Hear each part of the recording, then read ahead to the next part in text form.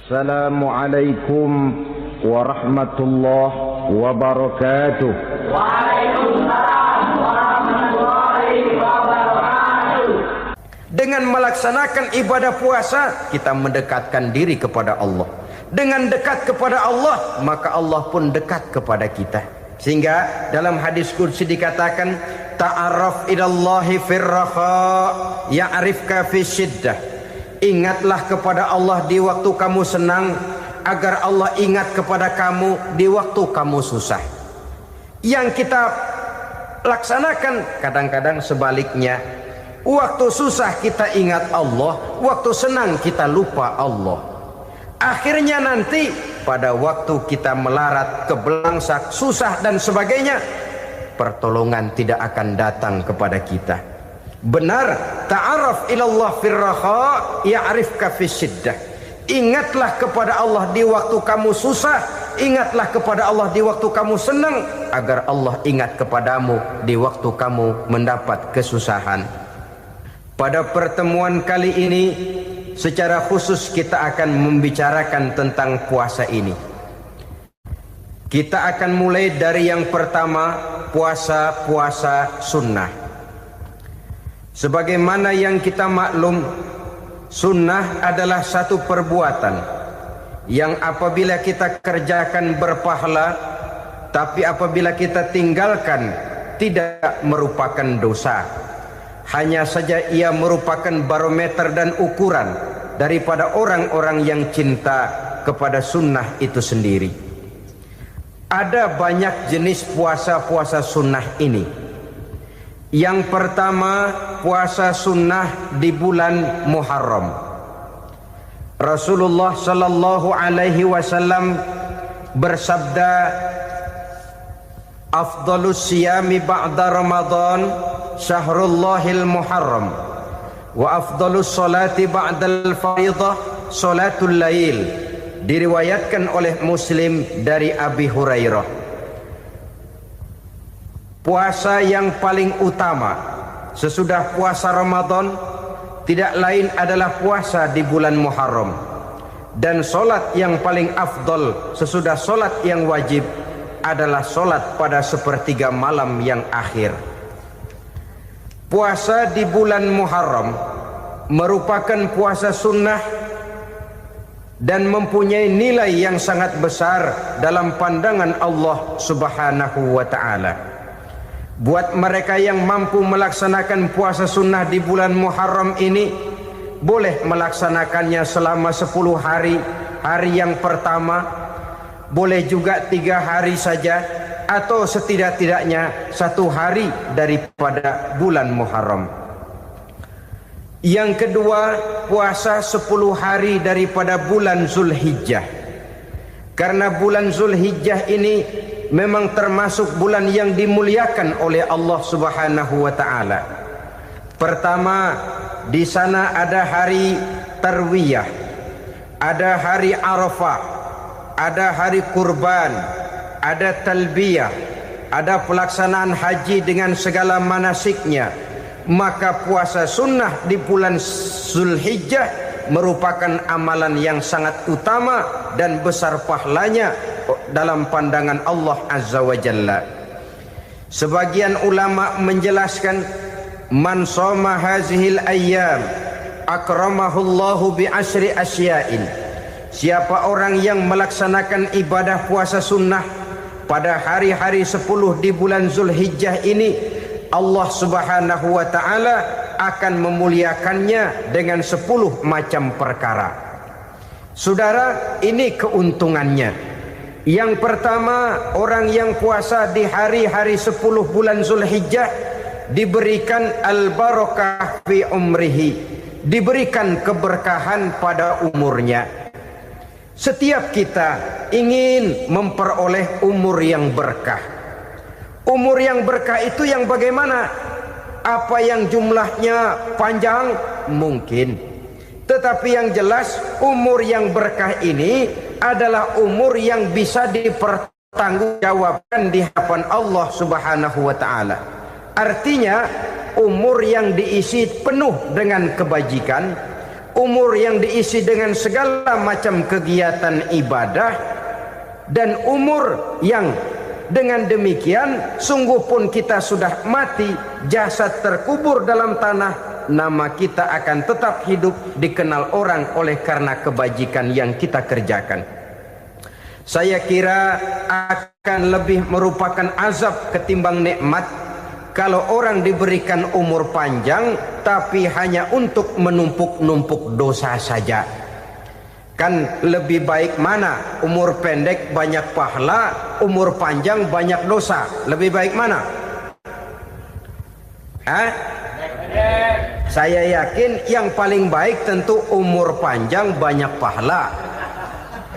Paling sial umur pendek dosa melulu.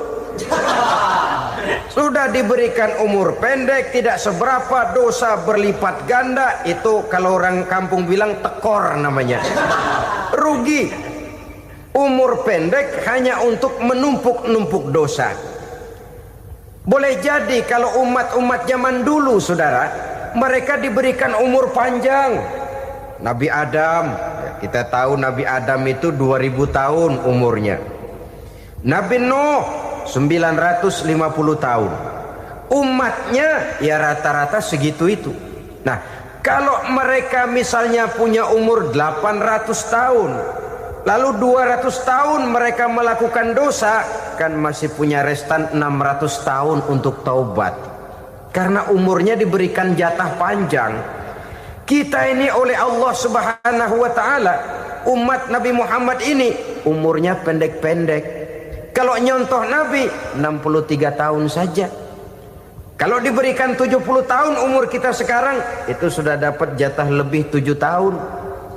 Alhamdulillah bahwa Allah memberikan saat-saat, waktu-waktu, tempat-tempat yang punya nilai istimewa, sehingga umur yang pendek ini bisa bernilai panjang, nilai ibadahnya bisa bernilai pahala seperti umat yang berumur panjang dahulu itu.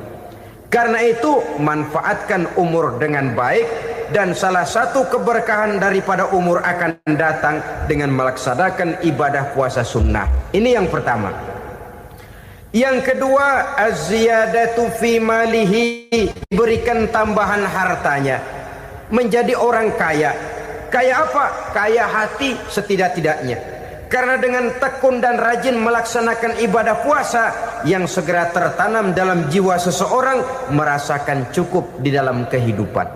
Itulah dia orang yang paling kaya, orang yang hidupnya paling cukup.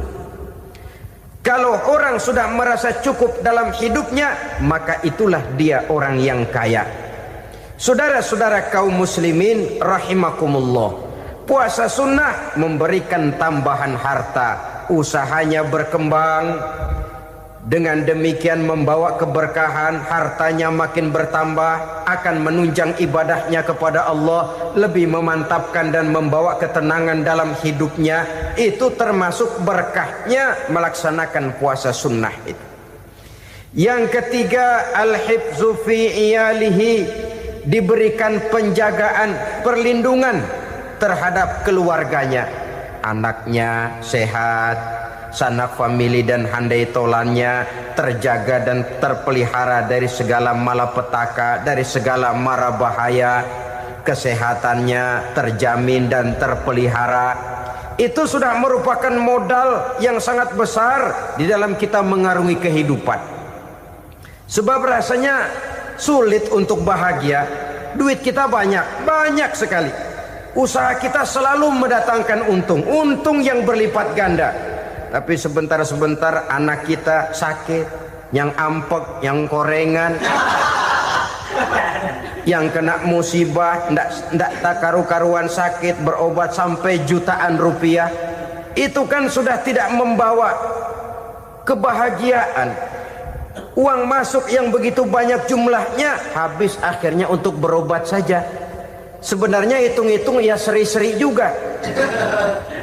Usaha berhasil, duit banyak, habis untuk berobat. Lah sama juga saudara-saudara. Jadi dengan demikian, biar duit kita banyak, asal keluarga pada sehat saja, udah enak bener itu. Duit banyak, ekonomi cukup, keluarga sehat, nikmat rasanya menjalani kehidupan ini. Yang kiamat sudah duit kagak barang seperak, keluarga ampek semua. Kiamat sudah. Saudara hadirin yang saya hormati, jadi yang ketiga, Allah memberikan pemeliharaan terhadap keluarganya. Satu kali orang dipelihara Allah, tidak satu kekuatan pun yang bisa mencelakakan. Satu kali orang disengsarakan Allah, tidak satu tenaga pun yang mampu menyelamatkannya. Itulah sebabnya perlindungan Allah, pemeliharaan Allah terhadap diri dan keluarga sangat kita perlukan di dalam kehidupan ini. Dengan melaksanakan ibadah puasa, kita mendekatkan diri kepada Allah. Dengan dekat kepada Allah, maka Allah pun dekat kepada kita. Sehingga dalam hadis qudsi dikatakan, ta'arraf ilallahi firraha ya'rifka fi syiddah. Ingatlah kepada Allah di waktu kamu senang, agar Allah ingat kepada kamu di waktu kamu susah. Yang kita laksanakan kadang-kadang sebaliknya. Waktu susah kita ingat Allah, waktu senang kita lupa Allah. Akhirnya nanti pada waktu kita melarat, kebelangsak, susah dan sebagainya, pertolongan tidak akan datang kepada kita. Benar, ta'arraf ilallah firraha ya'rifka fi syiddah. Ingatlah kepada Allah di waktu kamu susah, ingatlah kepada Allah di waktu kamu senang, agar Allah ingat kepadamu di waktu kamu mendapat kesusahan. Umumnya watak manusia memang kalau sudah dapat susah, ingat kepada Allah. Waktu duduk, waktu berbaring, sambil tidur, dalam segala keadaan Allah disebutnya, Allah dimintakan pertolongannya. Tapi dikala dia berada pada posisi di atas angin, merasa senang, bahagia, Allah terlupakan. Saudara-saudara kaum muslimin, itu yang ketiga. Yang keempat, at-takfiru li sayyiatihi. Orang yang melaksanakan puasa sunnah itu diampuni segala dosa dan kesalahan yang telah dilakukannya. Dan yang kelima, at-tad'ifu li hasanatihi, diberikan balasan yang berlipat ganda dari segala kebaikan yang dikerjakannya. 1 berbalas 7, 7 bisa berbalas 10, 10 masih berbalas 100, masih ditambah dengan wallahu yudha'ifu liman yasha. Allah melipat gandakan pahala orang-orang yang dikehendakinya. Maka carilah satu kebaikan yang apabila kita kerjakan, dosa akan dihapus dan nilai pahalanya menjadi berlipat ganda. Satu kali kita bekerja, 2-3 pulau bisa kita raih dan kita jangkau. Yang keenam, orang yang melaksanakan puasa sunnah di bulan Zulhijjah, at-tashil li sakarati mautihi, diberikan kemudahan pada saat menghadapi sakaratul maut. Maut a mysterious problem. Dia adalah pintu yang setiap orang pasti akan memasukinya. Bahwa mati adalah mati, itu semua kita tahu. Tapi hakikat orang pada saat menghadapi mati itu kan berbeda-beda. Ada yang matinya itu gampang sekali, persis orang tidur saja, tidak nampak gelisah, tidak bikin susah yang hidup, tidak gelimpangan di tempat tidur, persis seperti orang mau tidur saja. Ada yang sulit sekali menghadapi sakaratul maut, gelimpangan di tempat tidur, bikin bingung orang yang nunggu.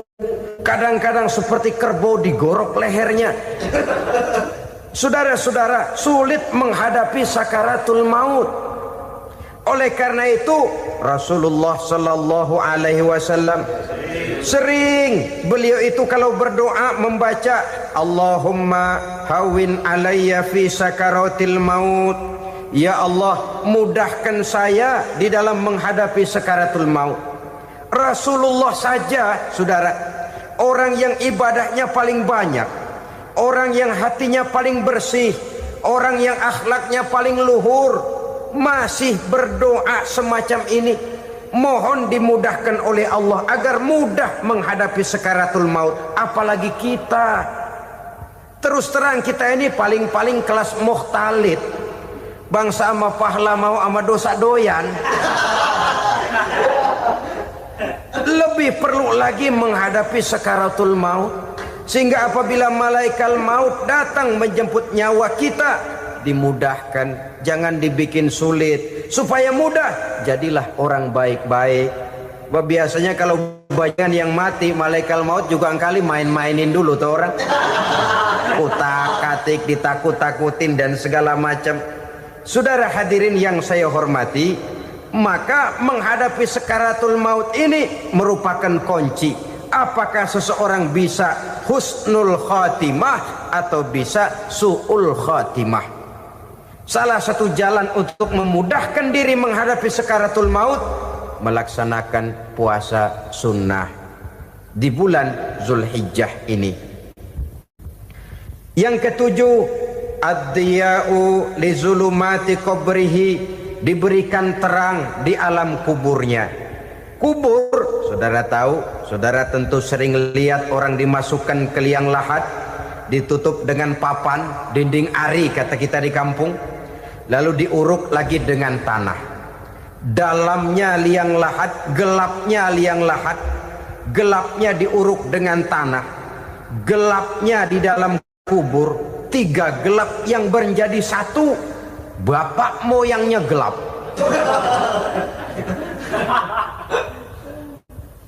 Puasa sunnah ini merupakan terang di alam kubur kita nanti.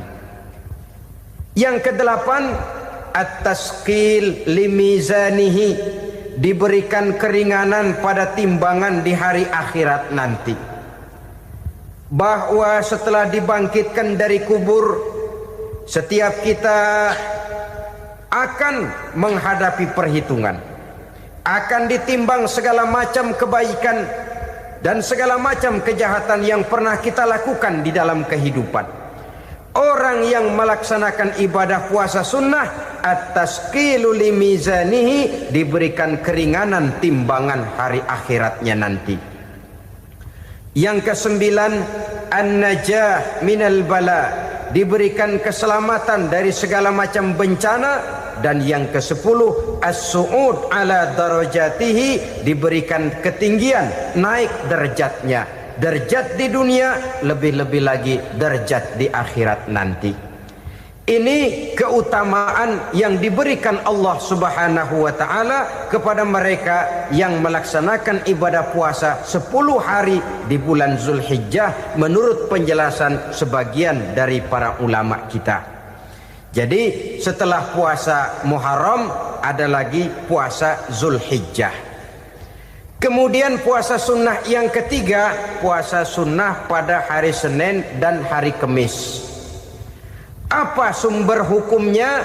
Diriwayatkan oleh Imam Muslim dari Abi Qatadah, Rasulullah sallallahu alaihi wasallam ditanya tentang puasa pada hari Senin. Kenapa Rasul melakukan itu? Beliau menjawab, zalika yaumu wulidtu fihi wa yaumu bu'istu au unzila alayya fihi. Hari Senin itu adalah hari di mana aku dilahirkan dan hari di mana aku dibangkitkan. Wahyu pertama turun kepadaku pun pada hari itu. Maka sunnah melaksanakan puasa pada hari itu.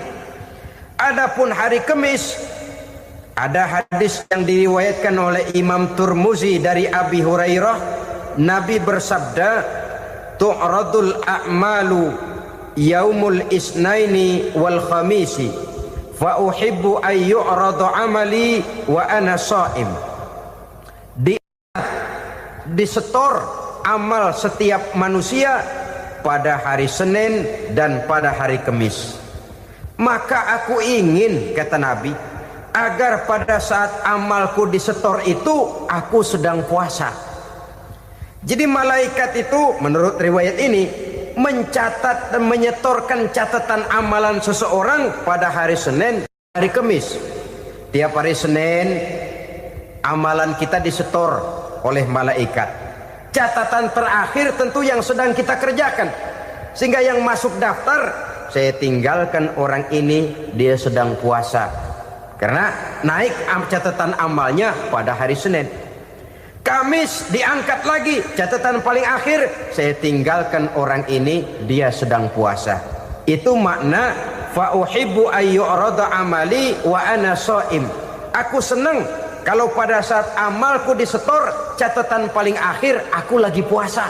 Satu keistimewaan. Alangkah celaka tiap amalan disetor kita sedang berbuat jahat. Senin, Kemis, teler, mabok, judi. Tiap amalan disetor, catatan akhirnya saya tinggalkan si fulan lagi teler. Laporan Senin. Kemis laporan lagi, saya tinggalkan si fulan lagi mirit kartu. Saudara hadirin yang saya muliakan, alangkah jeleknya catatan kita. Oleh karena itu sunnah puasa pada hari Senin dan hari Kemis. Ini amalan sunnah, saudara-saudara. Dan oleh karena ini amalan sunnah, sebagian ulama memberikan penjelasan, walaupun lupa niat, kalau sudah malam itu lupa niat, boleh niatnya sudah siang puasa sunnah ini, dengan catatan dari pagi belum makan apa-apa. Malam saudara lupa, tahu-tahu ingat ini hari Senin, ini hari Senin, dah jam 10, niatlah jam 10 itu sah puasanya, asal dari pagi belum makan apa-apa. Tapi kalau sudah dapat 2 piring baru niat jam 10, itu lain, ngojek namanya.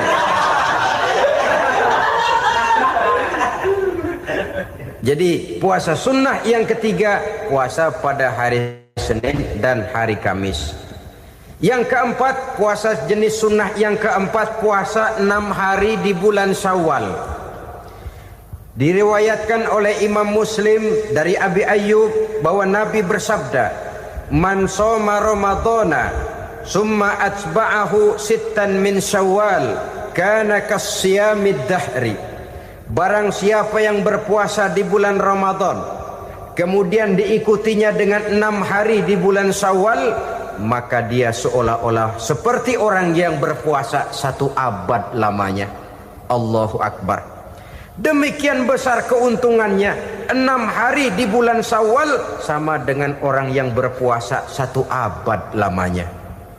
Ini fadailul a'mal, saudara-saudara. Jangan diartikan karena menang sudah puasa 6 hari bulan Syawal, Ramadan tahun depannya lantas nggak puasa.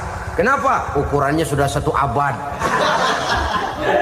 Bukan itu pengertiannya. Ini mendorong orang memberikan ganjaran pahala yang sedemikian besar. 6 hari setelah Ramadan, artinya di bulan Syawal. Tidak pada hari pertama Syawal, karena haram hukumnya berpuasa pada hari fitri itu. 6 hari di bulan Syawal. Tinggal lihat yang mampunya saja. Boleh berurutan, boleh tidak berselang-seling, boleh. Asal saja jumlahnya 6 hari selama masih bulan Syawal itu. Hari ini 3 hari lagi, 4 hari lagi, diselang-seling atau berurutan, itu juga lebih baik. Puasa sunnah 6 hari daripada bulan Syawal. Kemudian yang kelima, puasa sunnah 3 hari pada setiap bulan. 3 hari pada setiap bulan. Diriwayatkan oleh Imam Bukhari dan Muslim dari Abi Hurairah. Abi Hurairah bercerita, "Ausani khalili sallallahu alaihi wasallam bisalasin." Kekasih saya Rasulullah berwasiat kepada saya, memesankan benar-benar kepada saya untuk melaksanakan 3 amalan yang terpuji. Pertama, siyamu salasati ayyamin min kulli syahrin. Puasa 3 hari dalam setiap bulan. Ini wasiat yang pertama. 3 hari pada setiap bulan. Tidak peduli bulan apa saja. Dalam artian ya bulan menurut perhitungan Islam ya. Muharram, Safar, Rabiul Awal, Rabiul Tsani, Jumadal Ula, Jumadil Akhir, Rajab, Sya'ban, Ramadan, Syawal, Zulqa'dah, Zulhijjah dan selanjutnya. 3 hari pada setiap bulan. Tanggalnya tanggal berapa saja. Lebih utama pada yang disebut Yaumul Bid. yaitu hari-hari di mana bulan menunjukkan purnama.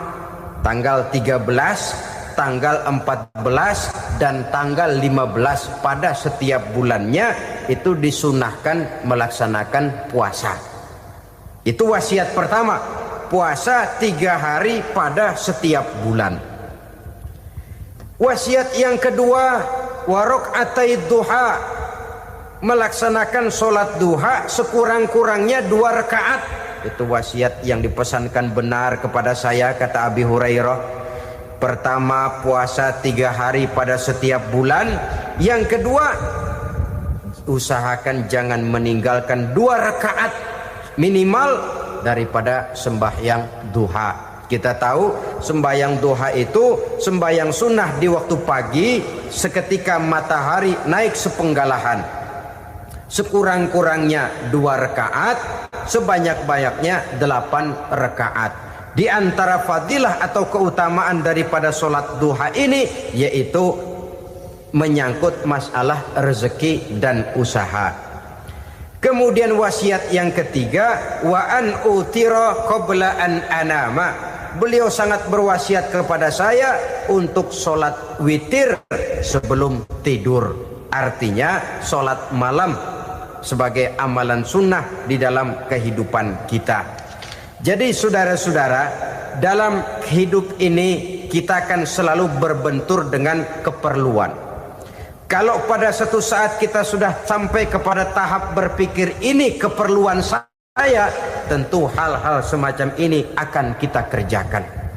Kita belum tergerak melaksanakan ini semua oleh karena barangkali kita merasa belum memerlukannya. Karena itu marilah kita berusaha di samping melaksanakan puasa yang wajib juga melaksanakan puasa yang sunnah di dalam kehidupan kita. Ini jenis puasa-puasa yang sunnah. Kemudian yang kedua, ada macam puasa yang disebut puasa nazar. Hukum pelaksanaannya wajib apabila nazarnya sudah terwujud. Puasa nazar, puasa yang dikaitkan dengan suatu persoalan. Umpamanya, kalau saya lulus ujian, saya akan puasa 1 minggu lamanya. Begitu ujiannya ternyata lulus, dia wajib bayar nazarnya. Puasa 7 hari, tidak lagi sunnah tapi wajib karena dia nazarkan. Asal saja tidak sah nazar kepada yang makruh apalagi kepada yang haram. Umpamanya nazar kalau tembus 6 nomor mau puasa 3 hari. Itu nazar semacam itu bukan saja tidak sah tapi haram hukumnya. Tidak boleh nazar kepada yang makruh apalagi kepada yang haram. Jadi apabila maksud yang sudah kita niatkan tercapai, wajiblah nazar itu dibayar, yaitu kalau nazarnya sunnah melaksanakan ibadah puasa.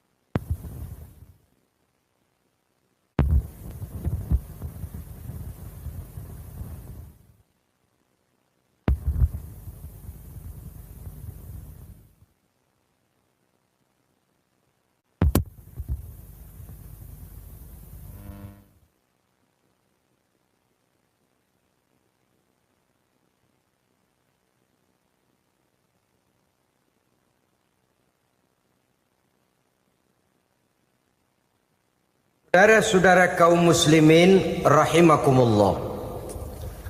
Jenis puasa yang ketiga kita kenal dengan puasa wajib. Dan ini kita laksanakan pada bulan suci Ramadan. Tentang teknis pelaksanaan ibadah puasa di bulan Ramadan sudah pernah saya bicarakan pada pertemuan tentang Ramadan dan Idul Fitri. Pada kesempatan ini saya hanya ingin mengajak bahwa di dalam melaksanakan ibadah puasa Ramadan ini, marilah kita mengadakan evaluasi. Kenapa demikian? Barangkali secara jujur, walaupun agak berat, saya masih harus berkata, masih banyak di antara kita umat Islam yang di dalam melaksanakan suatu ibadah terjebak dalam rutinitas ritual.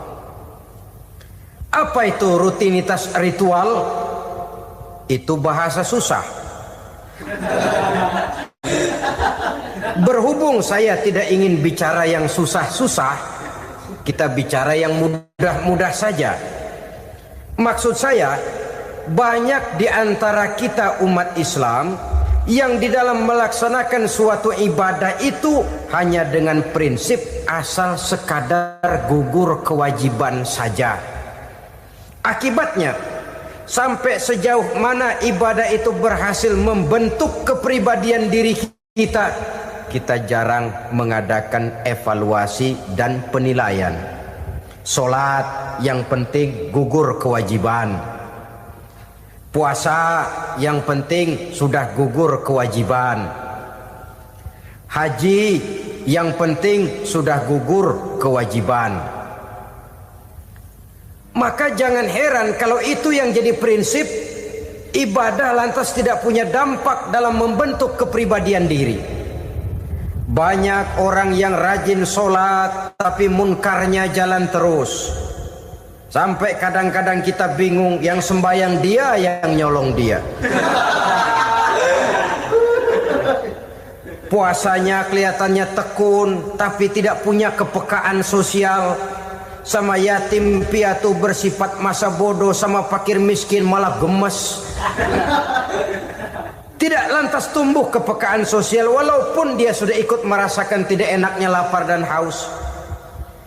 Ada juga yang sudah haji 4-5 kali mondar-mandir Jakarta Mekah, tapi gaya hidupnya tetap seperti katak di kolong tempurung, picik, sempit pandangan, dangkal hati. Tidak terbuka walaupun sudah melihat Islam dalam skala internasional. Yang dia lihat, yang dia saksikan, yang dia pandang, tidak sanggup menggugah dan mengubah jiwanya, tidak bisa mewarnai pandangan hidupnya.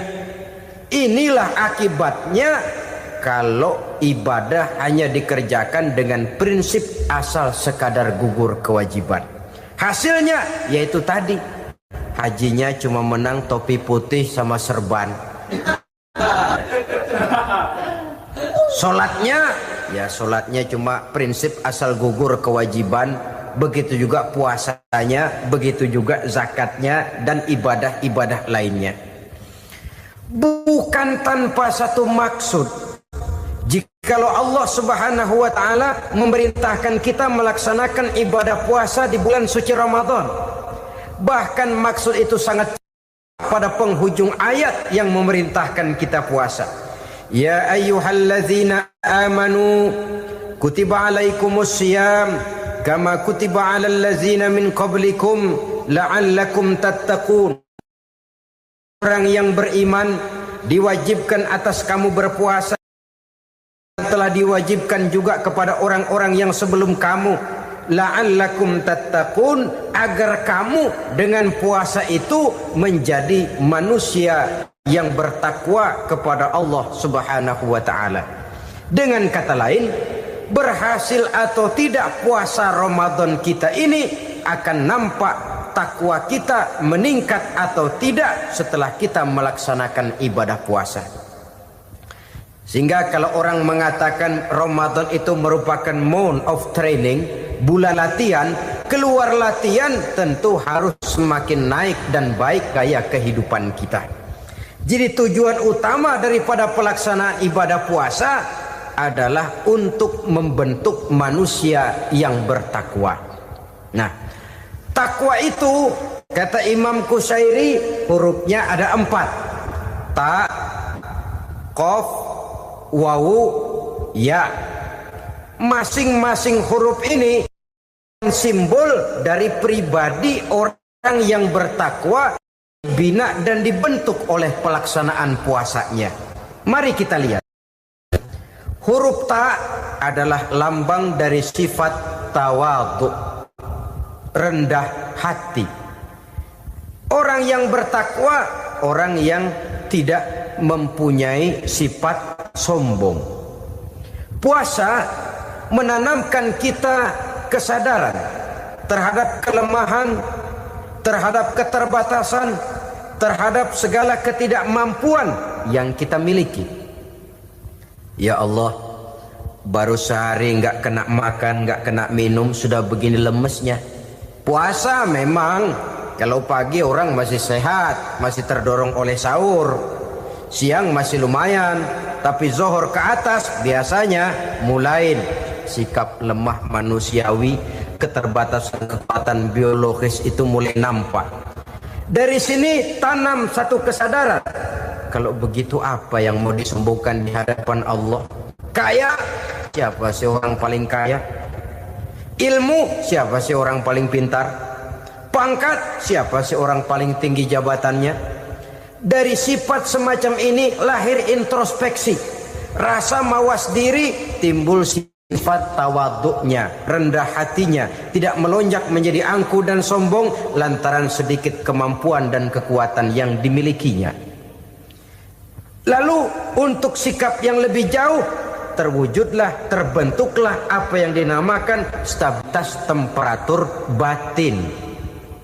Orang tetap konstan menjaga nilai-nilai idealisme yang pernah dimilikinya. Dia mulai dengan adil, dia berjalan tetap dengan keadilan, dan dia berakhir juga tetap dalam keadilan. Jangan mulainya adil, tengahnya setengah adil, di akhirnya malah zolim sama sekali. Ini tidak punya stabilitas temperatur batin. Kan banyak orang begitu toh. Mulanya benar, belakangan mau benar sendiri. Mulanya sudah rela berkorban buat kepentingan orang banyak, belakangan malah selalu mengorbankan kepentingan orang banyak. Waktu di bawah rajin baca ayat kursi, dapat kursi lupa ayat. Stabilitas temperatur batin tertipu oleh perasaan seolah-olah situasi dan kondisi sudah serba memungkinkan, sudah serba menguntungkan. Orang yang dibentuk pribadinya oleh pelaksanaan ibadah puasa, dia sadar apapun keberhasilannya, apapun kedudukannya, apapun nilai kekayaannya, itu cuma sebagian kecil sekali dari apa yang ada pada zat Allah Subhanahu wa ta'ala. Hati tidak takabur, sesuai dengan namanya takabur dari kalimat takabbaro ya takabbaru, membesar-besarkan diri. Orang yang suka membesar-besarkan diri, orang yang tidak yakin bahwa dirinya orang besar, lalu dibesar-besarkan dirinya. Sebenarnya itu sudah satu sikap di mana dia tidak percaya kepada diri sendiri. Dirinya sebenarnya bukan apa-apa, cuma ingin dianggap besar, lalu dibesar-besarkan. Takabbur namanya. Puasa sekali lagi melatih kita menanamkan kesadaran akan kelemahan dan keterbatasan kita sebagai makhluk. Itu sikap tawadhu. Fir'aun, saudara tahu Fir'aun, lama-lama dia jadi raja, lupa diri dan lupa daratan, melonjak menjadi angku dan sombong sampai kepada puncak kekurang ajarannya, memproklamirkan dirinya menjadi Tuhan. Hitler juga begitu. Pendeknya orang manakala tidak ada kesadaran tentang dari mana segalanya berasal dan kemana segalanya akan kembali, dia mudah out of control. Kalau sudah out of control, maka dia akan melakukan perbuatan yang melampaui batas. Itu yang pertama. Jadi orang takwa, orang yang rendah hati, salah satu tujuan daripada pelaksanaan ibadah puasa menanamkan sikap rendah hati. Dari sikap rendah hati ini yang timbul lalu apa? Kepekaan sosial. Kalau saya puasa, saya sudah merasakan bagaimana tidak enaknya lapar. Saya sudah merasakan bagaimana tidak enaknya haus. Tapi bagaimanapun, saya lapar cuma sebentar, saya haus cuma sebentar. Selesai maghrib, lapar saya hilang, haus saya hilang. Bagaimana yatim piatu, orang-orang tua jompo yang perlu santunan, orang-orang miskin yang terkapar di kolong-kolong jembatan, yang tiap hari merasakan perasaan seperti ini, tanpa tahu kapan hidup dan nasibnya akan berubah, tidur beratapkan langit berselimut koran. Kalau demikian saya ini beruntung. Kalau demikian apa yang bisa saya lakukan untuk mereka? Kepekaan sosial ini lalu timbul dalam apa yang orang sekarang namakan solidaritas, kesetiakawanan sosial. Hidup tidak hanya untuk kepentingan diri dan perutnya sendiri saja, tapi mau menolong, mau membantu orang yang memang memerlukan bantuan dan pertolongan itu sendiri. Jangan setelah tahu lapar tidak enak, haus tidak enak, tapi kita tidak mau tenggang rasa, tidak mau timbang rasa. Begini loh tidak enaknya lapar, begini loh tidak enaknya haus. Ini terjadi pada diri saya. Saya masih mampu, masih berbuka puasa. Bagaimana yang tiap hari merasakan seperti ini? Tidak Ramadan, tidak Syawal, tidak Zulqa'dah, tidak Zulhijjah, selalu kelaparan dan kehausan. Dari sana timbul kepekaan sosial. Lalu lahirlah sikap pemurah, dermawan, mau menoleh ke kiri dan ke kanan. Bahkan Al-Quran itu sampai mengancam betul. Ara'aita allazi yukadzibu bid-din fadzalika allazi yad'ul yatim wa la mendustakan agama. Islam mendustakan Islam. Salat dia tapi mendustakan salat. Puasa dia tapi mendustakan puasa. Siapa mereka itu? Fadzalika allazi yad'ul yatim. Merekalah orang-orang yang meninggalkan anak-anak yatim. Wa la yahuddu ala ta'amil miskin, dan tidak pernah memberi pertolongan, tidak memerintahkan memberi makan kepada fakir miskin, walaupun dia berada pada posisi dan kondisi yang memang dia mampu. Nah, kalau dia tidak mampu itu lain soal. Dia mampu, dia tahu, dan dia diam saja. Itu termasuk yukadzibu biddin, orang-orang yang mendustakan agama. Berlindung kita kepada Allah, jangan sampai termasuk ke dalam kelompok itu. Yang kedua saudara, huruf takwa itu qaf.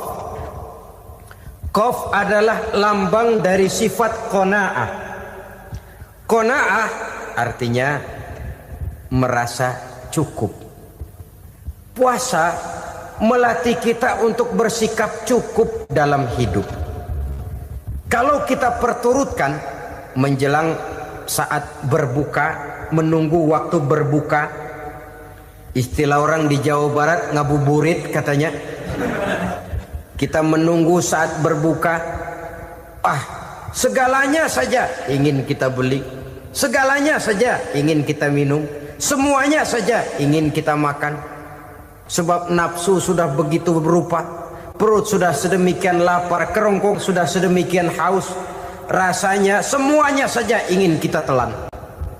Tapi tahukah kita bahwa setelah maghrib berbunyi, berapa banyak yang kita makan, berapa banyak yang kita minum? Sesuaikah dengan keinginan kita tadi siang?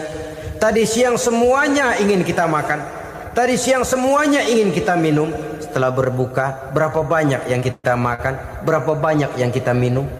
Itulah kehidupan.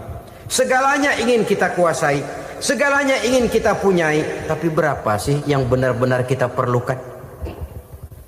Maka orang kaya adalah orang yang hidupnya cukup.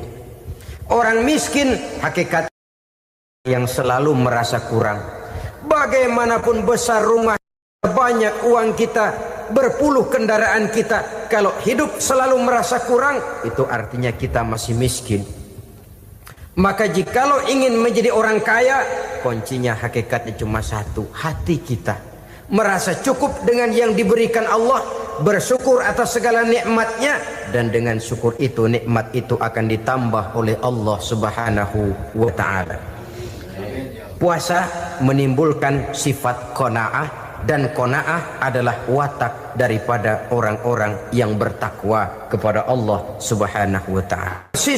Seperti orang minum air laut, makin diminum makin haus, makin diminum makin kering tenggorokan. Begitulah orang berhadapan dengan materi. Tadinya dia akan senang kalau dia merasa punya tanah ratusan hektar, Sudah ratusan hektar, tidak cukup ngelamun lagi, alangkah nikmatnya kalau bisa beli gunung. Gunung dibeli. Sudah punya gunung, lihat laut. Aduh, kalau laut juga bisa dibeli, beli lagi laut. Sudah punya laut, lihat ke atas langit, ada yang jual apa enggak ya?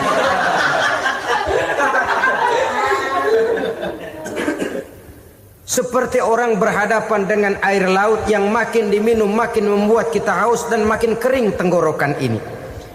Maka itu harus dihentikan. Sikap untuk menghentikan itu tidak lain adalah dengan sifat qanaah itu tadi. Merasa cukup dengan apa yang diberikan Allah, mensyukuri nikmatnya. Itu yang kedua. Yang ketiga, pada kalimat takwa ada huruf wawu. Wawu adalah simbol dari sifat wara dengan ain. Wara, orang yang terpelihara dirinya baik dari yang syubhat, lebih-lebih dari yang haram. Syubhat, saudara tahu, barang yang remeng-remeng. Tapi sungguh pun remeng-remeng, kira-kira prosentasenya 70-30. 70% haram, 30% kemungkinan halalnya. Maka yang syubhat lebih baik dijauhi daripada diambil. Orang yang punya kepribadian wara, dirinya terpelihara, jangankan dari yang haram, dari yang syubhat saja dia sanggup menjaga dan memelihara dirinya. Oleh karena itu saya heran kalau orang di bulan Ramadan dia sanggup menjaga diri di waktu siang dari jenis makanan yang halal, dari jenis minuman yang haram. Ada tahu nganggur di meja siang, enggak dia makan. Ada air teh nganggur di meja siang, enggak dia makan. Padahal itu jenis makanan dan minuman yang halal. Tapi ketika datang maghrib, dia berbuka dengan makanan yang dibeli dari uang yang dihasilkan dengan cara yang haram. Bukankah itu sesuatu yang terbalik? Bukankah dengan demikian sudah tidak lagi menimbulkan sikap yang bisa memelihara dan menjaga kepribadian diri? Orang yang membiasakan diri terpelihara dari yang syubhat apalagi yang haram, maka baik yang dipakainya, yang diminumnya, yang dimakannya terdirilah dari barang-barang yang baik yang dihalalkan oleh agama. Wara. Kemudian yang keempat, pada huruf kalimat takwa ada huruf yakin. Huruf ya, simbol dari sifat yakin. Orang yang puasa dibentuk kepribadiannya mempunyai satu keyakinan yang tangguh, dan keyakinan adalah ciri daripada orang yang takwa. Kita lihat yang dipanggil melaksanakan ibadah puasa ini kan iman. Karena memang sulit untuk melaksanakan puasa kalau tidak iman yang jadi dasar. Setidaknya seperti sudah pernah saya sampaikan, ibadah puasa ini memang sulit terkena penyakit show. Kalau kita sholat barangkali terangsang karena kelihatan orang lain. Kalau kita pergi haji mungkin jadi sugesti karena orang banyak tahu. Kalau kita bayar kita jadi terangsang karena banyak orang lihat. Tapi kalau sudah puasa, puasa itu kan yang tahu cuma kita dan Allah saja. Ya kita sholat, orang lain lihat, kita jadi rada semangat. Kita pergi haji, orang lain banyak ngantar, kita semangat. Kita bayar zakat, orang lain banyak saksikan, kita bersemangat. Tapi kita puasa, siapa yang mau nyaksiin kita puasa? Siapa yang mau memuji kita puasa? Siapa yang mau menyanjung kita puasa? Itu cuma urusan kita dan Allah. Oleh karenanya dasar daripada pelaksanaan ibadah yang haus mencedik tenggorokan segalanya jadi nikmatan. Tidak ada kerja yang lebih indah selain kerja yang didasarkan kepada satu keyakinan bahwa yang kita kerjakan itu adalah sesuatu yang benar. Dalam hal ini sesuatu yang diperintahkan oleh Allah Subhanahu wa taala kepada kita. Saudara-saudara kaum muslimin rahimakumullah. Demikianlah titik evaluasi kita. Jangan berpuasa hanya dengan prinsip asal sekadar menggugurkan kewajiban saja, yang akan berakibat Ramadan tahun ini berakhir begitu, Ramadan terjebak menjalani rutinitas ritualnya saja. Bahkan kadang-kadang yang nyata betul, Nabi menganjurkan tingkatkan ibadah pada 10 hari yang akhir di bulan Ramadan. Tanggal 20 sampai akhir Ramadan. Yang kita praktekkan malah kegiatan ibadah kita justru menurun pada 20 Ramadan yang akhir. Coba lihat 20 Ramadan ke atas. Itu pasukan tarawih paling kelas 60-70 tahun ke atas. Kemana yang lain sudah berpikir menghadapi lebaran, berpikir pulang mudik, berpikir macam-macam. Akibatnya konsentrasi ibadah lalu buyar. Dianjurkan Rasul tingkatkan ibadah pada 10 hari yang terakhir. Kita malah makin ke akhir makin lancip.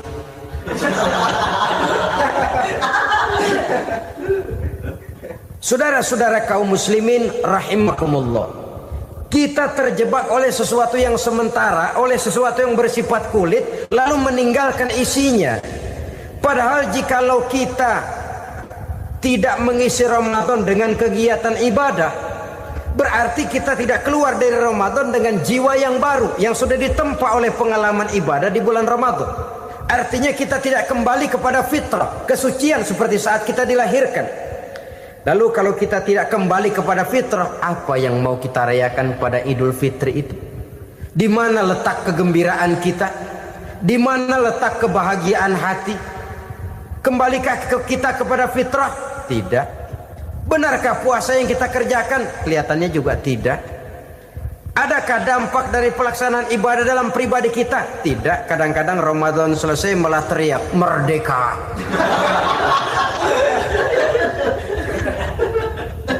Kalau tadinya Ramadan dia merasa terhalang, mau keluar siang, mau makan siang, bulan puasa, mau minum siang, bulan puasa, mau gandengan, bulan puasa. Ramadan selesai, kibarin bendera, teriak merdeka. Lalu kembali merajalela. Saudara-saudara, dampaknya tidak akan kelihatan. Padahal puasa yang baik, la'allakum tattaqun, membentuk manusia yang bertakwa kepada Allah Azza wa Jalla. Nah, sekarang apa kemudahan dan keistimewaan yang akan diberikan Allah kepada mereka yang sampai kepada tingkat takwa ini?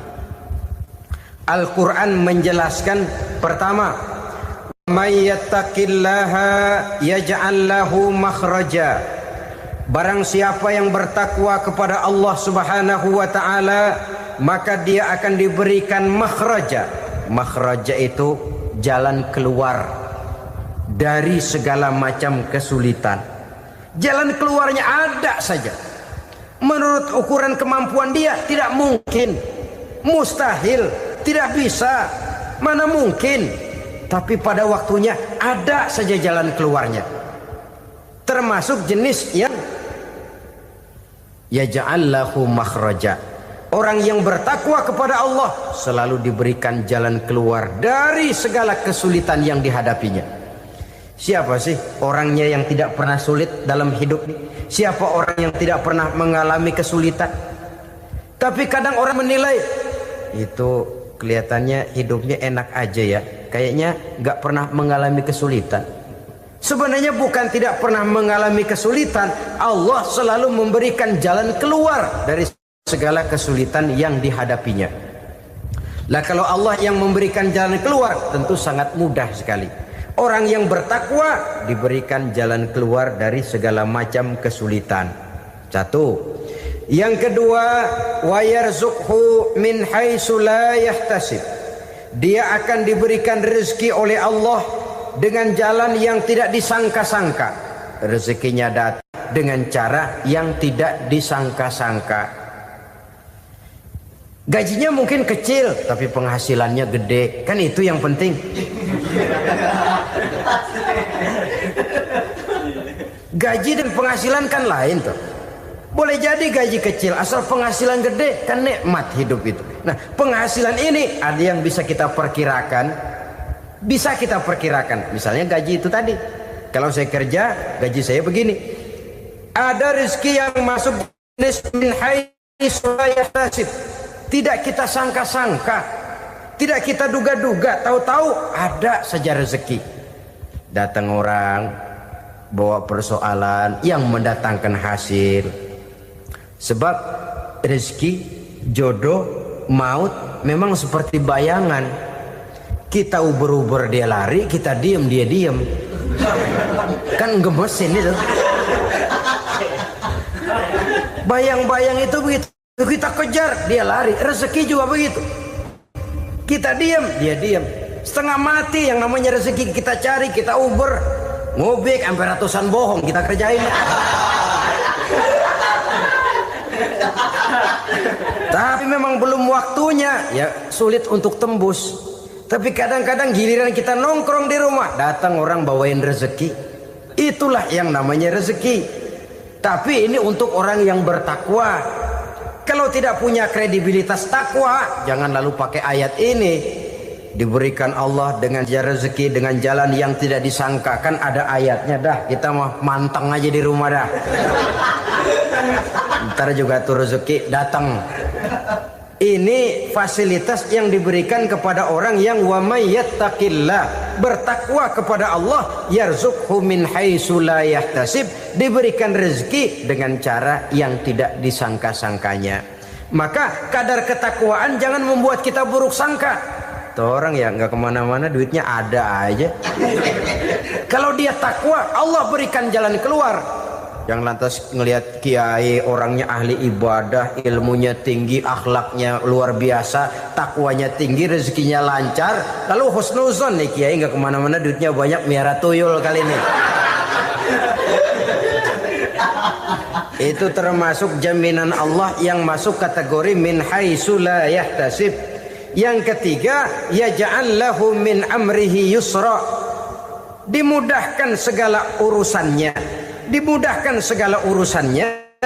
Kemudian yang keempat, yukaffir anhu sayyiatihi wa yu'azzim lahu ajra, diampuni segala kesalahannya dan dibesarkan pahala kebaikan yang dikerjakannya.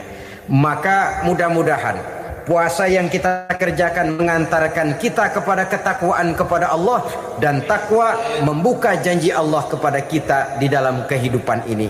Bapak-bapak, ibu-ibu, saudara-saudara kaum muslimin rahimakumullah. Di dalam kehidupan kita sebagai seorang muslim, minimal 5 kali dalam sehari semalam kita mendengar seruan untuk mendirikan solat yang disebut azan. Ada kalimat menarik di dalam kalimat azan itu, yakni seruan hayya 'alal falah, marilah menuju kepada keberuntungan, marilah meraih kemenangan. Seruan ini adalah kecenderungan dari setiap manusia, apapun warna kulitnya. Artinya, setiap orang dalam hidup selalu ingin meraih dan mencari kemenangan. Kemenangan akan melahirkan kepuasan batin, dan kepuasan batin memberikan kebahagiaan. Sedangkan kekalahan melahirkan penderitaan batin, dan penderitaan batin menjerumuskan seseorang di dalam berbagai bentuk kerugian. Jikalau inilah seruan azan, maka masalahnya ialah apa yang menyebabkan kita meraih kemenangan.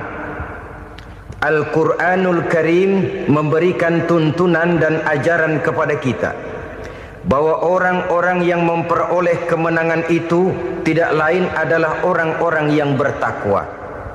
Hanyalah mereka yang bertakwa kepada Allah Subhanahu wa ta'ala pada akhirnya akan tampil sebagai pemenang. Lalu siapa orang yang bertakwa itu? Dijelaskan dalam awal-awal Al-Baqarah, orang yang bertakwa yang akan meraih kemenangan. Pertama, allazina yu'minuna bil ghaib, yaitu orang-orang yang beriman kepada yang gaib, percaya bahwa ada alam yang gaib, alam yang abstrak, alam yang tidak bisa dijangkau oleh salah satu daripada panca indera kita. Mereka percaya dan beriman kepada adanya malaikat, beriman kepada adanya iblis dan jin, beriman kepada adanya alam kubur, beriman kepada adanya alam mahsyar, beriman kepada adanya alam akhirat, beriman kepada adanya surga dan neraka. Beriman bukan cuma sekedar beriman dalam ucapan bibir saja, tetapi beriman yang nilai iman itu mampu mewarnai gerak dan gaya hidupnya. Iman yang meresap sampai ke tulang sumsum, kemudian memberikan dampak positif di dalam kehidupan manusia. Alam, kita tahu, adalah sesuatu yang selain Allah, dan Allah bukanlah alam.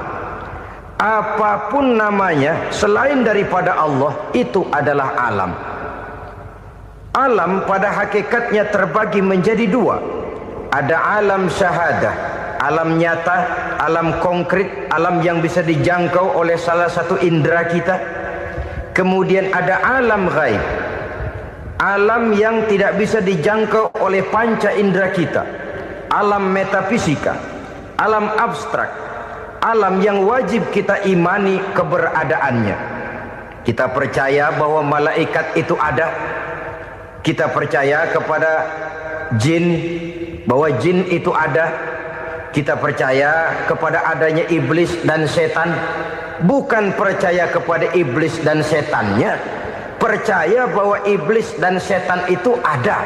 Itu termasuk salah satu daripada sifat orang yang bertakwa kepada Allah. Saudara-saudara kaum muslimin rahimakumullah, kecenderungan pembangunan yang lebih bersifat materialistis biasanya menggeser aspek kehidupan rohani. Orang berpikir empiri, dan dalam pola pikir yang demikian maka alam gaib tidak lagi mendapat perhatian. Aspek kehidupan yang bersifat rohaniah malah mulai ditinggalkan.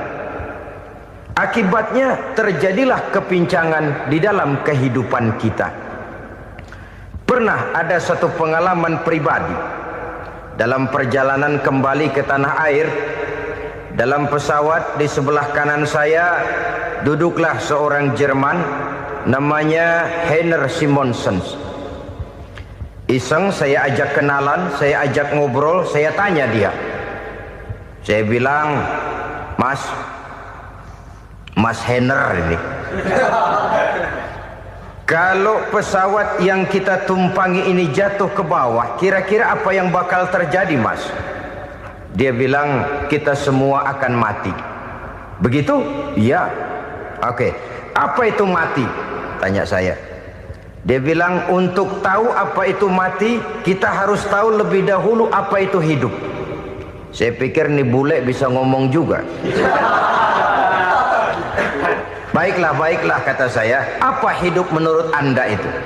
Oh, hidup itu dia bilang, kalau seluruh anggota badan kita bekerja secara normal, paru-paru memompa darah secara normal, jantung berdetak secara normal, sel-sel tubuh bekerja secara fit, dan organisme tubuh hanya mau bekerja secara normal, dia bilang, kalau kita memberi makan yang cukup, menu yang teratur, dan gizi yang lengkap. Saya bilang, kesimpulannya apa, Ner? Dia jawab, hidup adalah dari tangan ke mulut. Life is from the hand to the mouth, kata dia.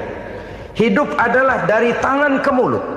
Jadi masalah hidup tidak lebih daripada masalah isi perut. Orang pergi pagi, pulang sore, peras keringat, banting tulang, perut yang dibelain.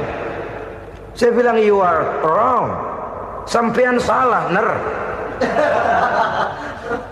Kamu orang Islam bukan? Bukan. Pantas. Kenapa saya salah? Dia bilang, ya jelas salah. Salahnya di mana? Kamu ini manusia.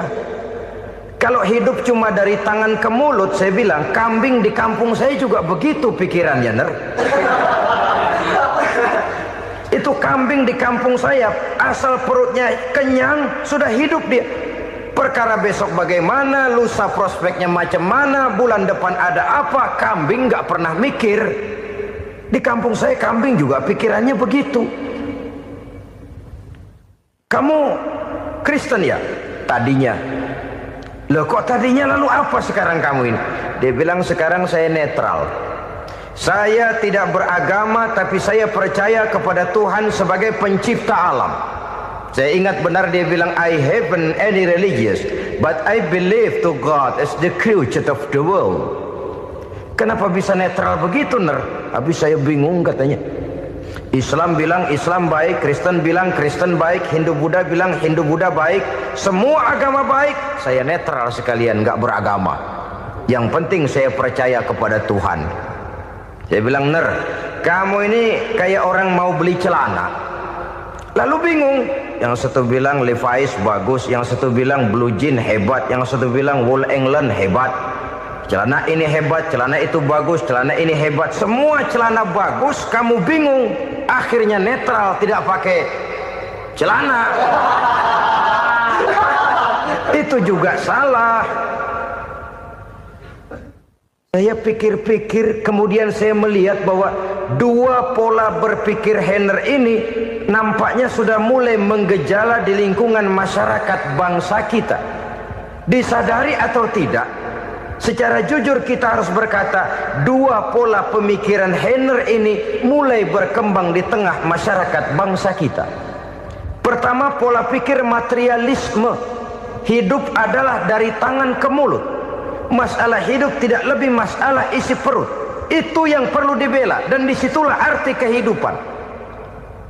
Pergi pagi, pulang sore, peras keringat, banting tulang untuk mempertahankan perut. Kalau sudah kemari cara orang berpikir, maka buat apa percaya kepada yang gaib? Untuk apa sholat? Untuk apa puasa? Untuk apa zakat? Untuk apa menghadiri majelis taklim? Tanpa kepercayaan kepada yang gaib, hidup berjalan menurut alur empiris dan materialis. Kalau sudah ke sana cara orang berpikir, biasanya orang lalu cenderung menghalalkan segala cara. Hanyalah orang yang percaya bahwa akhirat ada. Hanyalah orang yang percaya bahwa alam kubur itu ada. Hanyalah orang yang percaya bahwa malaikat itu ada, hidupnya akan lebih terarah dan terkendali. Karena kepercayaan kepada yang gaib, yang merupakan fase daripada kehidupan setelah hidup yang sekarang ini, mewarnai gerak pribadi seseorang di dalam dia melakukan kegiatan hidupnya. Pola berpikir materialisme, disadari atau tidak, mulai menggejala di lingkungan masyarakat bangsa kita. Hidup tidak lebih dari urusan tangan ke mulut, mulut ke tangan, tangan ke mulut. Asal perut sudah kenyang, hiduplah sudah. Perkara bagaimana prospek hari yang akan datang, bagaimana akhirat, tidak jadi persoalan. Ini yang oleh Nabi diperingatkan, ad-dunya sijnul mu'min wa jannatul kafir. Dunia adalah penjara bagi orang beriman dan surga bagi orang kafir. Dulu di zaman Belanda hadis ini pernah disalah tafsirkan, disalah artikan, digunakan sebagai senjata untuk mengkebiri dan membuat impoten umat Islam. Sudahlah umat Islam gak usah macam-macam, kata Belanda. Dunia ini kan penjara buat orang Islam, surga buat orang kafir. Di penjara jangan bertingkah.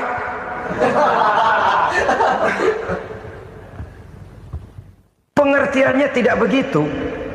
Dunia adalah penjara bagi orang mukmin. Artinya dalam kehidupan dunia seorang mukmin tidak bebas memperturutkan hawa nafsunya. Di penjara hawa nafsunya itu. Sebaliknya, surga bagi orang-orang kafir. Buat orang kafir, surgalah dunia ini. Mereka bebas memperturutkan hawa nafsunya. Dilarang tidak terlarang, dicegah pun tidak tercegah. Mereka hidup menurut alur bisikan nafsu mereka sendiri. Kemudian bila ajal datang, maut merenggut nyawa, selesailah surganya sampai di situ. Maka bagi orang-orang yang tidak percaya kepada adanya akhirat, kepada adanya alam gaib, surganya sebatas umurnya. Sekali lagi, surganya sebatas umurnya. Bila umur selesai, ajal pun datang merenggut nyawa, selesailah sudah surganya sampai di situ. Alangkah pendeknya perjalanan orang-orang yang tidak percaya kepada alam gaib ini. Bagi kita mukmin, jikalau kita mampu memenjarakan hawa nafsu, kita bisa bahagia di dunia ini. Dan Islam memang tidak menyuruh kita sengsara di dunia. Raih dunia, kejar dunia, gapai dunia sebagai alat untuk mencapai kebahagiaan di akhirat nanti. Hidup adalah satu perjalanan panjang yang terbentang sejak kita terlahir dari alam rahim sampai kepada alam akhirat nanti. Andai kata kita gagal meraih kebahagiaan di dunia, toh kita masih punya akhirat. Gunung dibeli, sudah punya gunung, lihat laut. Aduh, kalau laut juga bisa dibeli, beli lagi laut. Sudah punya laut, lihat ke atas, langit ada yang jual apa enggak ya?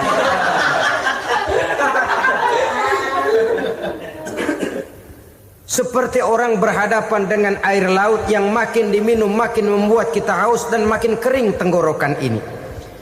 Maka itu harus dihentikan. Sikap untuk menghentikan itu tidak lain adalah dengan sifat qanaah itu tadi. Merasa cukup dengan apa yang diberikan Allah, mensyukuri nikmatnya. Itu yang kedua. Yang ketiga, pada kalimat takwa ada huruf wawu. Wawu adalah simbol dari sifat wara dengan ain. Wara, orang yang terpelihara dirinya baik dari yang syubhat, lebih-lebih dari yang haram. Syubhat, saudara tahu, barang yang remeng-remeng. Tapi sungguh pun remeng-remeng, kira-kira prosentasenya 70-30. 70% haram, 30% kemungkinan halalnya. Maka yang syubhat lebih baik dijauhi daripada diambil. Orang yang punya kepribadian wara, dirinya terpelihara, jangankan dari yang haram, dari yang syubhat saja dia sanggup menjaga dan memelihara dirinya. Oleh karena itu saya heran, kalau orang di bulan Ramadan dia sanggup menjaga diri di waktu siang dari jenis makanan yang halal, dari jenis minuman yang haram. Ada tahu nganggur di meja siang, enggak dia makan. Ada air teh nganggur di meja siang, enggak dia makan. Padahal itu jenis makanan dan minuman yang halal. Tapi ketika datang maghrib, dia berbuka dengan makanan yang dibeli dari uang yang dihasilkan dengan cara yang haram. Bukankah itu sesuatu yang terbalik? Bukankah dengan demikian sudah tidak lagi menimbulkan sikap yang bisa memelihara dan menjaga kepribadian diri? Orang yang membiasakan diri terpelihara dari yang syubhat apalagi yang haram, maka baik yang dipakainya, yang diminumnya, yang dimakannya terdirilah dari barang-barang yang baik yang dihalalkan oleh agama.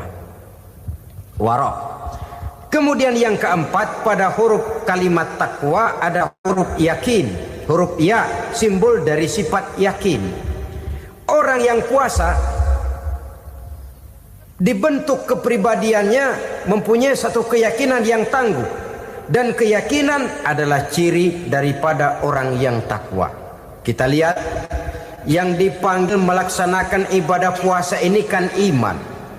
Karena memang sulit untuk melaksanakan puasa kalau tidak iman yang jadi dasar. Setidaknya seperti sudah pernah saya sampaikan, ibadah puasa ini memang sulit terkena penyakit show. Kalau kita sholat barangkali terangsang karena kelihatan orang lain. Kalau kita pergi haji mungkin jadi sugesti karena orang banyak tahu. Kalau kita bayar kita jadi terangsang karena banyak orang lihat. Tapi kalau sudah puasa, puasa itu kan yang tahu cuma kita dan Allah saja.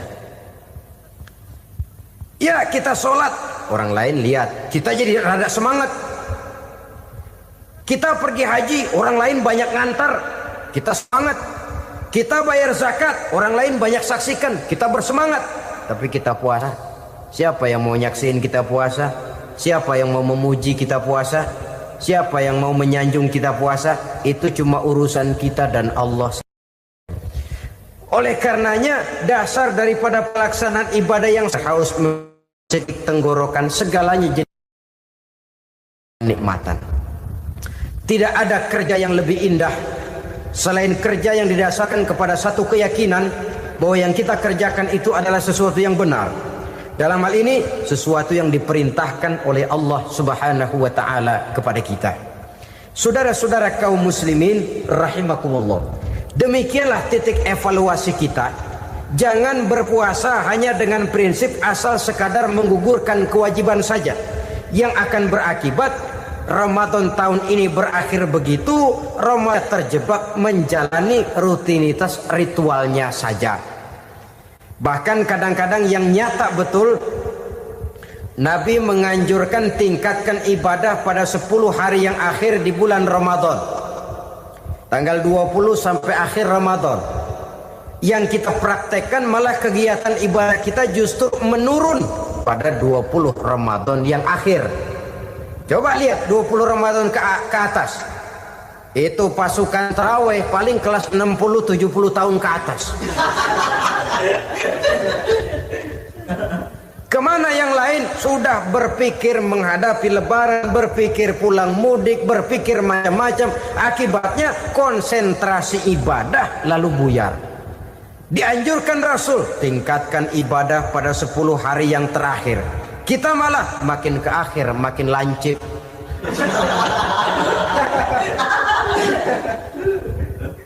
Saudara-saudara kaum muslimin rahimakumullah, kita terjebak oleh sesuatu yang sementara, oleh sesuatu yang bersifat kulit, lalu meninggalkan isinya.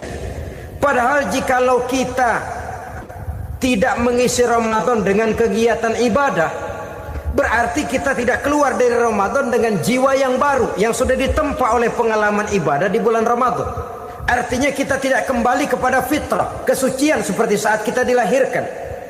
Lalu kalau kita tidak kembali kepada fitrah, apa yang mau kita rayakan pada Idul Fitri itu? Di mana letak kegembiraan kita? Di mana letak kebahagiaan hati? Kembalikah kita kepada fitrah? Tidak. Benarkah puasa yang kita kerjakan? Kelihatannya juga tidak.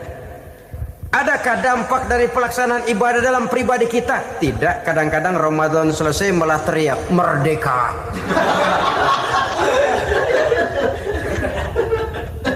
Kalau tadinya Ramadan dia merasa terhalang, mau keluar siang, mau makan siang, bulan puasa, mau minum siang, bulan puasa, mau gandengan, bulan puasa.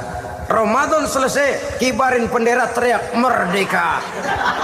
Lalu kembali merajalela. Saudara-saudara, dampaknya tidak akan kelihatan. Padahal puasa yang baik, la'allakum tattaqun, membentuk manusia yang bertakwa kepada Allah Azza wa Jalla. Nah, sekarang apa kemudahan dan keistimewaan yang akan diberikan Allah kepada mereka yang sampai kepada tingkat takwa ini? Al-Quran menjelaskan, pertama, may yattaqillaha yaj'al lahu makhraja. Barang siapa yang bertakwa kepada Allah Subhanahu wa taala, maka dia akan diberikan makhraja. Makhraja itu jalan keluar dari segala macam kesulitan. Jalan keluarnya ada saja. Menurut ukuran kemampuan dia tidak mungkin, mustahil, tidak bisa, mana mungkin. Tapi pada waktunya ada saja jalan keluarnya. Termasuk jenis yang yaj'allahu makhraja. Orang yang bertakwa kepada Allah selalu diberikan jalan keluar dari segala kesulitan yang dihadapinya. Siapa sih orangnya yang tidak pernah sulit dalam hidup ini? Siapa orang yang tidak pernah mengalami kesulitan? Tapi kadang orang menilai, itu kelihatannya hidupnya enak aja ya, kayaknya nggak pernah mengalami kesulitan. Sebenarnya bukan tidak pernah mengalami kesulitan, Allah selalu memberikan jalan keluar dari segala kesulitan yang dihadapinya. Lah kalau Allah yang memberikan jalan keluar, tentu sangat mudah sekali. Orang yang bertakwa diberikan jalan keluar dari segala macam kesulitan. Satu. Yang kedua, wa yarzuqhu min haitsu la yahtasib. Dia akan diberikan rezeki oleh Allah dengan jalan yang tidak disangka-sangka. Rezekinya datang dengan cara yang tidak disangka-sangka. Gajinya mungkin kecil, tapi penghasilannya gede. Kan itu yang penting. Gaji dan penghasilan kan lain tuh. Boleh jadi gaji kecil, asal penghasilan gede, kan nikmat hidup itu. Nah, penghasilan ini ada yang bisa kita perkirakan. Bisa kita perkirakan. Misalnya gaji itu tadi. Kalau saya kerja, gaji saya begini. Ada rezeki yang masuk jenis min haitsu la yahtasib. Tidak kita sangka-sangka. Tidak kita duga-duga. Tahu-tahu ada saja rezeki. Datang orang bawa persoalan yang mendatangkan hasil. Sebab rezeki, jodoh, maut memang seperti bayangan. Kita uber-uber dia lari, kita diem dia diem. Kan gemesin itu. Bayang-bayang itu begitu. Kita kejar, dia lari. Rezeki juga begitu. Kita diem, dia diem. Setengah mati yang namanya rezeki kita cari, kita uber, ngobek sampai ratusan bohong kita kerjain. Tapi memang belum waktunya, ya sulit untuk tembus. Tapi kadang-kadang giliran kita nongkrong di rumah, datang orang bawain rezeki. Itulah yang namanya rezeki.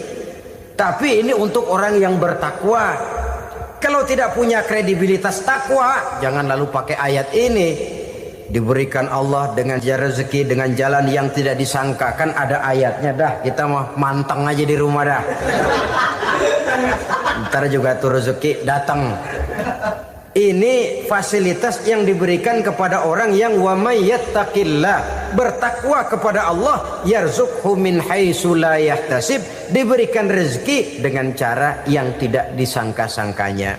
Maka kadar ketakwaan jangan membuat kita buruk sangka. Tuh orang ya nggak kemana-mana, duitnya ada aja. Kalau dia takwa, Allah berikan jalan keluar. Yang lantas ngelihat kiai orangnya ahli ibadah, ilmunya tinggi, akhlaknya luar biasa, takwanya tinggi, rezekinya lancar, lalu husnuzon nih kiai nggak kemana-mana, duitnya banyak, miara tuyul kali ini. Itu termasuk jaminan Allah yang masuk kategori min haitsu la yahtasib. Yang ketiga, yaj'al lahu min amrihi yusra, dimudahkan segala urusannya, dimudahkan segala urusannya. Kemudian yang keempat, yukaffir anhu sayyiatihi wa yu'azzim lahu ajra, diampuni segala kesalahannya dan dibesarkan pahala kebaikan yang dikerjakannya. Maka mudah-mudahan puasa yang kita kerjakan mengantarkan kita kepada ketakwaan kepada Allah, dan takwa membuka janji Allah kepada kita di dalam kehidupan ini.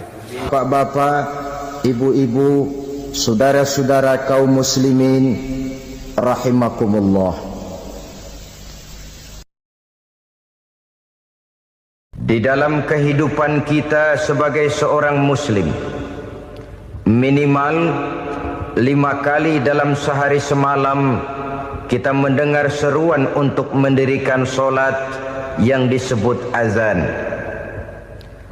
Ada kalimat menarik di dalam kalimat azan itu, yakni seruan hayya 'alal falah, marilah menuju kepada keberuntungan, marilah meraih kemenangan. Seruan ini adalah kecenderungan dari setiap manusia, apapun warna kulitnya. Artinya, setiap orang dalam hidup selalu ingin meraih dan mencari kemenangan. Kemenangan akan melahirkan kepuasan batin, dan kepuasan batin memberikan kebahagiaan. Sedangkan kekalahan melahirkan penderitaan batin, dan penderitaan batin menjerumuskan seseorang di dalam berbagai bentuk kerugian. Jikalau inilah seruan azan, maka masalahnya ialah apa yang menyebabkan kita meraih kemenangan. Al-Quranul Karim memberikan tuntunan dan ajaran kepada kita bahwa orang-orang yang memperoleh kemenangan itu tidak lain adalah orang-orang yang bertakwa. Hanyalah mereka yang bertakwa kepada Allah Subhanahu wa ta'ala pada akhirnya akan tampil sebagai pemenang. Lalu siapa orang yang bertakwa itu? Dijelaskan dalam awal-awal Al-Baqarah, orang yang bertakwa yang akan meraih kemenangan. Pertama, allazina yu'minuna bil ghaib, yaitu orang-orang yang beriman kepada yang gaib. percaya bahwa ada alam yang gaib, alam yang abstrak, alam yang tidak bisa dijangkau oleh salah satu daripada panca indera kita. Mereka percaya dan beriman kepada adanya malaikat, beriman kepada adanya iblis dan jin, beriman kepada adanya alam kubur, beriman kepada adanya alam mahsyar, beriman kepada adanya alam akhirat, beriman kepada adanya surga dan neraka. Beriman bukan cuma sekedar beriman dalam ucapan bibir saja, tetapi beriman yang nilai iman itu mampu mewarnai gerak dan gaya hidupnya. Iman yang meresap sampai ke tulang sumsum, kemudian memberikan dampak positif di dalam kehidupan manusia. Alam, kita tahu, adalah sesuatu yang selain Allah, dan Allah bukanlah alam. Apapun namanya selain daripada Allah, itu adalah alam. Alam pada hakikatnya terbagi menjadi dua.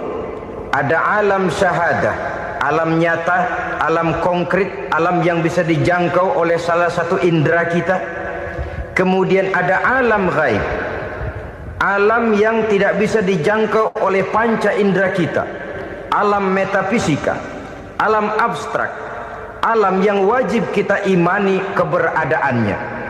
Kita percaya bahwa malaikat itu ada. Kita percaya kepada jin, bahwa jin itu ada. Kita percaya kepada adanya iblis dan setan. Bukan percaya kepada iblis dan setannya, percaya bahwa iblis dan setan itu ada. Itu termasuk salah satu daripada sifat orang yang bertakwa kepada Allah. Saudara-saudara kaum muslimin rahimakumullah, kecenderungan pembangunan yang lebih bersifat materialistis biasanya menggeser aspek kehidupan rohani. Orang berpikir empiri, dan dalam pola pikir yang demikian maka alam gaib tidak lagi mendapat perhatian. Aspek kehidupan yang bersifat rohaniah malah mulai ditinggalkan. Akibatnya terjadilah kepincangan di dalam kehidupan kita. Pernah ada satu pengalaman pribadi dalam perjalanan kembali ke tanah air. Dalam pesawat di sebelah kanan saya duduklah seorang Jerman namanya Heiner Simonsen. Iseng saya ajak kenalan, saya ajak ngobrol, saya tanya dia. Saya bilang, Mas Heiner ini, kalau pesawat yang kita tumpangi ini jatuh ke bawah, kira-kira apa yang bakal terjadi, Mas? Dia bilang, kita semua akan mati. Begitu? Iya. Oke. Apa itu mati? Tanya saya. Dia bilang, untuk tahu apa itu mati, kita harus tahu lebih dahulu apa itu hidup. Saya pikir nih bule bisa ngomong juga. Baiklah kata saya. Apa hidup menurut Anda itu? Oh, hidup itu dia bilang, kalau seluruh anggota badan kita bekerja secara normal, paru-paru memompa darah secara normal, jantung berdetak secara normal, sel-sel tubuh bekerja secara fit, dan organisme tubuh hanya mau bekerja secara normal, dia bilang, kalau kita memberi makan yang cukup, menu yang teratur, dan gizi yang lengkap. Saya bilang, kesimpulannya apa, Ner? Dia jawab, hidup adalah dari tangan ke mulut. Life is from the hand to the mouth, kata dia. Hidup adalah dari tangan ke mulut. Jadi masalah hidup tidak lebih daripada masalah isi perut. Orang pergi pagi, pulang sore, peras keringat, banting tulang, perut yang dibelain. Saya bilang, you are wrong. Sampean salah, Ner. Kamu orang Islam bukan? Bukan. Pantas. Kenapa saya salah? Dia bilang, ya jelas salah. Salahnya di mana? Kamu ini manusia. Kalau hidup cuma dari tangan ke mulut, saya bilang kambing di kampung saya juga begitu pikirannya, Ner. Itu kambing di kampung saya, asal perutnya kenyang sudah hidup dia. Perkara besok bagaimana, lusa prospeknya macam mana, bulan depan ada apa, kambing nggak pernah mikir. Di kampung saya kambing juga pikirannya begitu. Kamu Kristen ya? Tadinya. Loh kok tadinya, lalu apa sekarang kamu ini? Dia bilang sekarang saya netral. Saya tidak beragama, tapi saya percaya kepada Tuhan sebagai pencipta alam. Saya ingat benar dia bilang, I haven't any religious, but I believe to God as the creator of the world. Kenapa bisa netral begitu, Ner? Habis saya bingung katanya. Islam bilang Islam baik, Kristen bilang Kristen baik, Hindu Buddha bilang Hindu Buddha baik, semua agama baik. Saya netral sekalian, nggak beragama. Yang penting saya percaya kepada Tuhan. Saya bilang, Ner, kamu ini kayak orang mau beli celana. Lalu bingung, yang satu bilang Levi's bagus, yang satu bilang Blue Jean hebat, yang satu bilang Wool England hebat. Celana ini hebat, celana itu bagus, celana ini hebat. Semua celana bagus, kamu bingung. Akhirnya netral, tidak pakai celana. Itu juga salah. Saya pikir-pikir, kemudian saya melihat bahwa dua pola berpikir Henner ini nampaknya sudah mulai menggejala di lingkungan masyarakat bangsa kita. Disadari atau tidak, secara jujur kita harus berkata, dua pola pemikiran Henner ini mulai berkembang di tengah masyarakat bangsa kita. Pertama, pola pikir materialisme. Hidup adalah dari tangan ke mulut. Masalah hidup tidak lebih masalah isi perut. Itu yang perlu dibela, dan disitulah arti kehidupan. Pergi pagi, pulang sore, peras keringat, banting tulang untuk mempertahankan perut. Kalau sudah kemari cara orang berpikir, maka buat apa percaya kepada yang gaib? Untuk apa sholat? Untuk apa puasa? Untuk apa zakat? Untuk apa menghadiri majelis taklim? Tanpa kepercayaan kepada yang gaib, hidup berjalan menurut alur empiris dan materialis. Kalau sudah ke sana cara orang berpikir, biasanya orang lalu cenderung menghalalkan segala cara. Hanyalah orang yang percaya bahwa akhirat ada. Hanyalah orang yang percaya bahwa alam kubur itu ada. Hanyalah orang yang percaya bahwa malaikat itu ada, hidupnya akan lebih terarah dan terkendali. Karena kepercayaan kepada yang gaib, yang merupakan fase daripada kehidupan setelah hidup yang sekarang ini, mewarnai gerak pribadi seseorang di dalam dia melakukan kegiatan hidupnya. Pola berpikir materialisme, disadari atau tidak, mulai menggejala di lingkungan masyarakat bangsa kita. Hidup tidak lebih dari urusan tangan ke mulut, mulut ke tangan, tangan ke mulut. Asal perut sudah kenyang, hiduplah sudah. Perkara bagaimana prospek hari yang akan datang, bagaimana akhirat, tidak jadi persoalan. Ini yang oleh Nabi diperingatkan, ad-dunya sijnul mu'min wa jannatul kafir. Dunia adalah penjara bagi orang beriman dan surga bagi orang kafir. Dulu di zaman Belanda hadis ini pernah disalah tafsirkan, disalah artikan, digunakan sebagai senjata untuk mengkebiri dan membuat impoten umat Islam. Sudahlah umat Islam gak usah macam-macam, kata Belanda.